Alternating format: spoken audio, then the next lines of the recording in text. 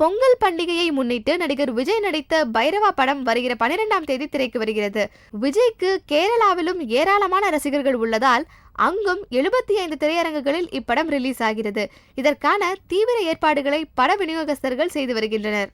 இந்நிலையில் கேரளாவில் பைரவா படத்தை வெளியிட கேரள மாநில இளைஞர் காங்கிரசார் எதிர்ப்பு தெரிவித்துள்ளனர். கேரளாவில் மலையாள பட தயாரிப்பாளர்களுக்கும் விநியோகஸ்தர்களுக்கும் இடையே ஏற்பட்ட பிரச்சனை காரணமாக கடந்த டிசம்பர் மாதம் 16ஆம் தேதி முதல் வேலை நிறுத்தம் நடந்து வருகிறது. இதனால் மலையாள படங்கள் வெளியாகாது தடைப்பட்டுள்ளது. மலையாள படங்கள் வெளியாகாத நிலையில் பிற மொழி படங்களை மாநிலத்தில் வெளியிடக்கூடாது. எனவே அடுத்த வாரம் திரைக்கு வரவிருக்கும் படங்களை தியேட்டர்களில் திரையிட அனுமதிக்க முடியாது என்று இளைஞர் காங்கிரஸ் தரப்பு தெரிவித்துள்ளது.